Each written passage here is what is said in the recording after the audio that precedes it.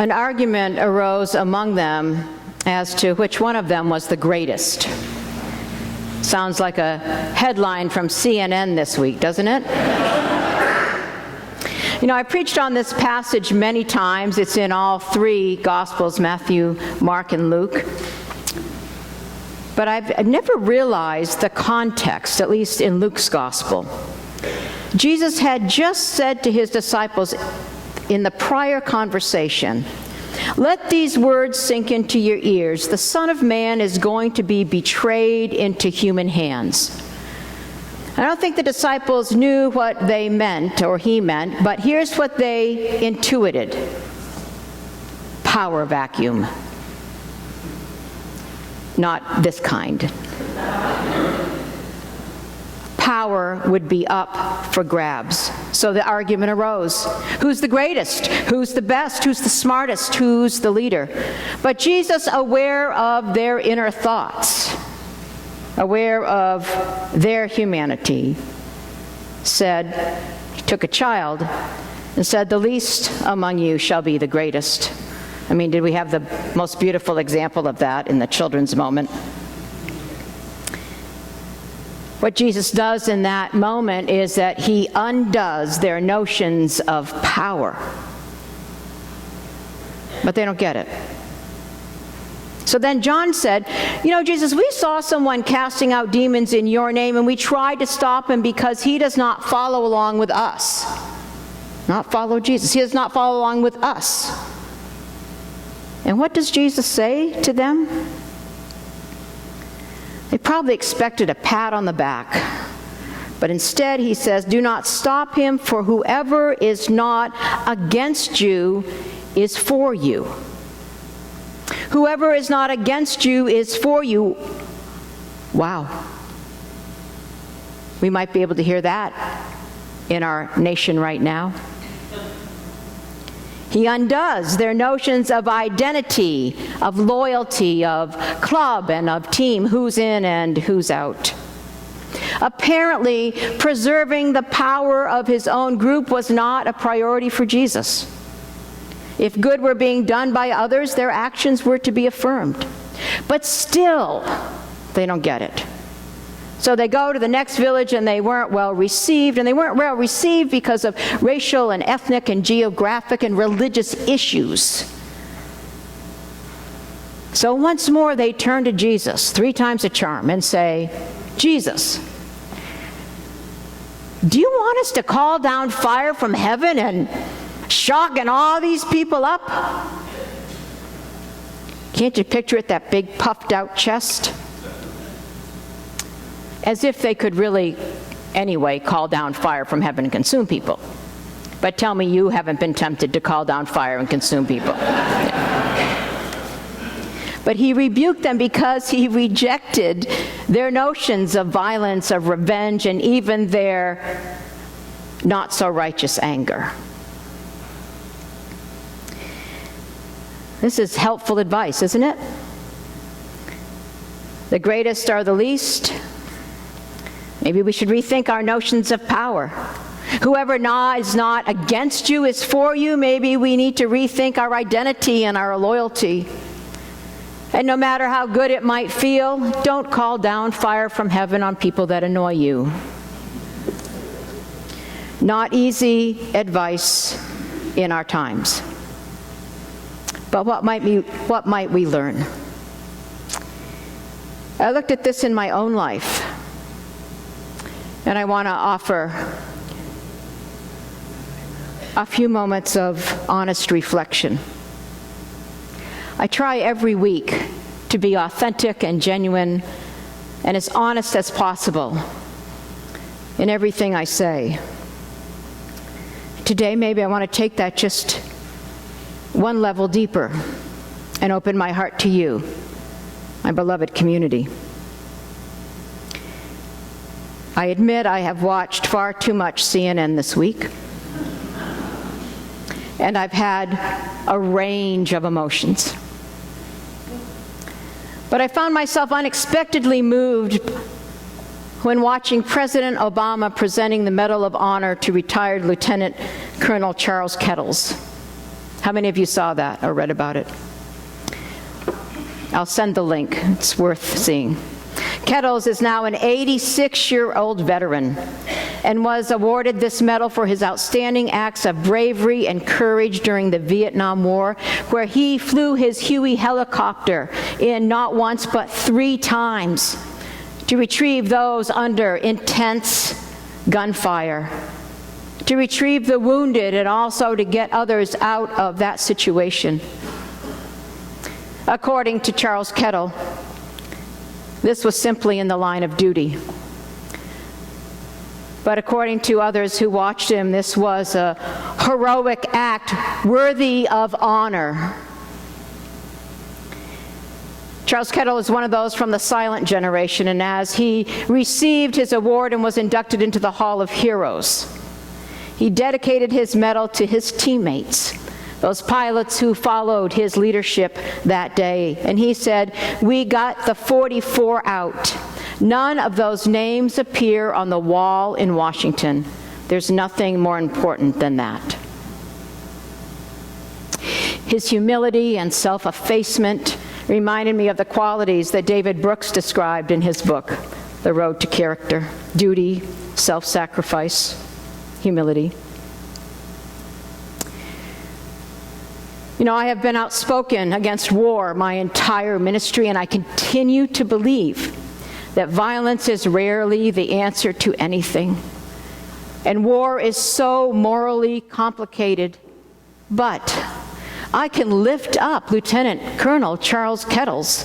I can lift up his bravery and his courage, his self-sacrifice and duty, and hold him up as a model of what it means to be a person of character and what it means to be a hero. I can do that, and I can still advocate for peace and an end to war. I've been heartbroken over the recent deaths of Alton Sterling, Philando Castile, and the Dallas and Baton Rouge police officers. I have read about all of their lives, their loves, their families. In Dallas, the police officers there are, for me, heroes like Charles Kettles. The police officers there were heroic in their acts of protecting the protesters and getting them to safety. They were doing their job, and of all the police departments, Dallas Police Department is exemplary. A model of working in partnership with the community, and that evening, the police and protesters each understood their roles. And it's so tragic what happened that night, and I mourn their lives. I uphold their honor, and because of their lives, their example, and their honor, I also call for the kind of reform that needs to take place in law enforcement. To call for reform does not diminish their lives or profession. In fact, I believe it honors and lifts up their noble vocation and the service that it is. My personal experience with the police have been positive my entire life. And I appreciate their role in the community. I've been a protester many, many times. I've been at the front of the pack. I've been a leader where I've worked in community with the police. But I know that that is not everyone's experience. Can we hear that? And to call out police officers who are not honoring their profession is not in any way to malign all police officers. It's like I worked for marriage equality. That doesn't mean I think all gay marriages are good. Let me tell you some stories. Neither are all straight marriages good, are they? You don't have to answer if you're here with your partner. I am in a profession and a vocation complicated by ministers, priests, and pastors who hurt people and abuse their sacred trust. To call them out is not to malign me. It's to call all of us in my profession to our sacred duty and our sacred task, and to honor that and to live that. When we paint with a broad brushstroke these grand generalizations and sweeping statements that are so prevalent in our media, it's exactly the opposite of what Jesus is calling us to do and talk about. Hold on, examine your notions, your ideas, your principles. Take a look at that either-or thinking. Look at power and loyalty and identity and who is in and who is out. It only divides us. Are you with me so far? You don't have to agree, but are you understanding? Okay. There's been a lot of civic discourse lately about white privilege. Can I look at how my privilege has served me in our system? And can I look at it without being defensive? Can I look at my own privilege without feeling that my hard work and personal struggles are diminished or not recognized? Why do I need to be defensive about the system that works more easily for me than some others? A system paid for by all of our taxes. It is not a slight on me. I should want the system to work for everyone.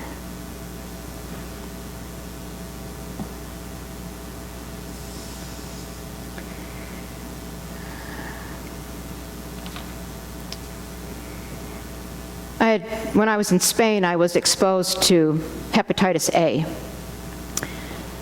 Somebody on the trip apparently had it, and so everybody on the trip was exposed to it. I can't tell you the number of calls I got from the CDC, the county health.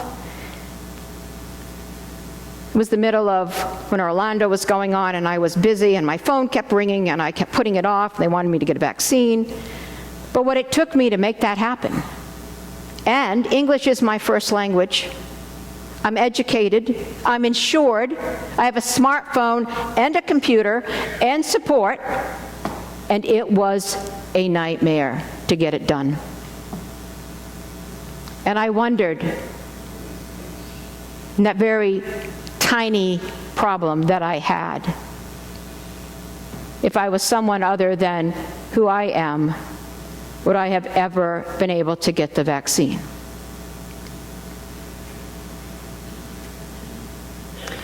I don't know why it's so hard for people to recognize, just simply recognize that we do not all start at the same place in life. That we are not all afforded the same opportunities. Which does not mean, and please hear me loudly and clearly, it does not mean that we don't share deep personal pain in our lives. I could tell you stories this week of people that I have sat with or talked with in this congregation with heartbreaking grief. You get that whether you're white, black, brown, or purple. That's not the point. But life is easier as we move through it for some of us other than others. You know, over the past months, I've received feedback that I'm too political in the pulpit. And I want to open to you about that. I'm not against you. I am for you. And I am for others. I preach about social issues that affect people, and when I read the scriptures, they speak to social issues, as well as personal issues. Politics are all about how we live with each other and treat one another, and Jesus had a lot to say about that. So, you know, if you don't want me to be political, then I better start, using some other scripture. I need to stay away from Jesus. I could go to the Song of Songs, the Song of Songs, and preach on sex if you want. And I don't feel defensive. In my last church, Oppression and discrimination were our daily bread, and to keep silent would have been to deny my people, to betray them. And religious voices were indistinguishable from political voices, and if I didn't raise my voice, I would have silently condoned theirs. So I can't be silent, and I won't leave people behind. I call myself to the standard of being a faithful follower of Jesus. And he was for all people, not just some. I am for you, and I am for others. I in no way compare myself to Martin Luther King Jr., but he is a hero of mine, and he was a preacher. And I looked at all his public speeches, I've studied them, and to see how he talked about faith, and how did biblical language shape his public addresses. And his spiritual beliefs drove his public efforts to link love and justice. He believed in the revolutionary power of Christianity and of the teachings of Jesus. He mobilized people in churches. He called on people to pray, and he insisted on nonviolent means. He fused sacred speech with civic rhetoric. And with these beliefs and his great oratory skills and a movement behind him, he helped shape the future of our nation. He didn't co-opt his religion for political gain, but he didn't leave it behind.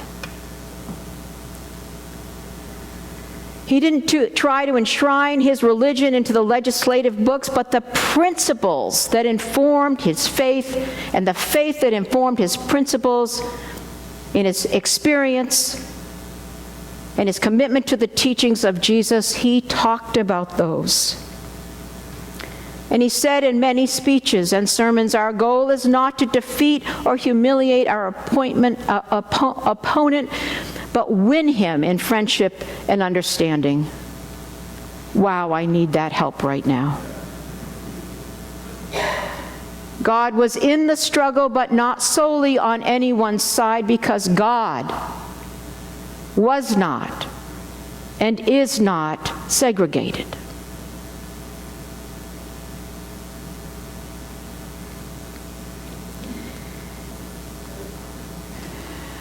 Yesterday in the New York Times, there was an article by Jennifer Finney Boylan. She's a contributor as an op-ed writer from time to time. She talks about her grandmother and her friend Hilda, deaf Hilda, playing cards. And tells this story at the beginning how her grandmother had the radio on some station, and Jennifer walked in and said, "What are you doing listening to this?" And her grandmother said, "Shh, Hilda thinks it's the classical station."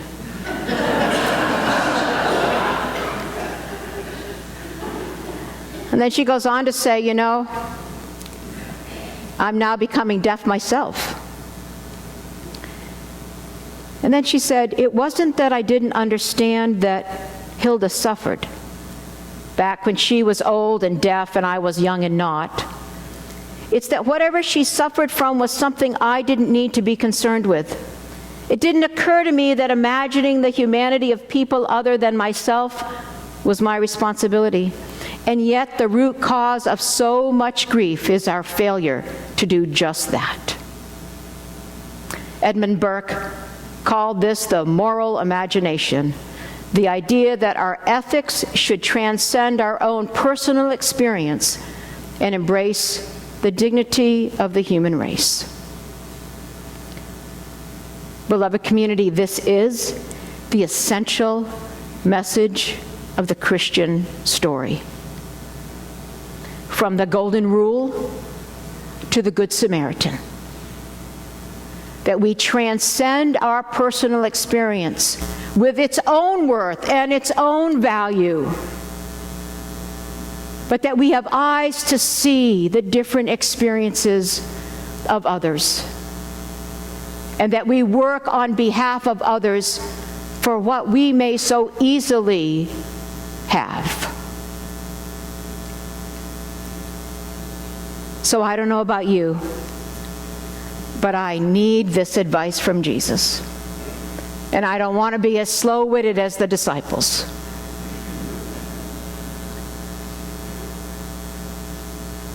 So with me, maybe we can chip away at our ideas of power, our ideas of who matters and who doesn't really matter as much, our ideas of who's in and who's out,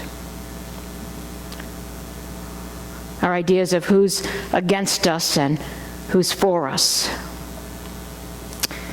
And maybe we can stop calling down fire from heaven on people who differ from us. Amen.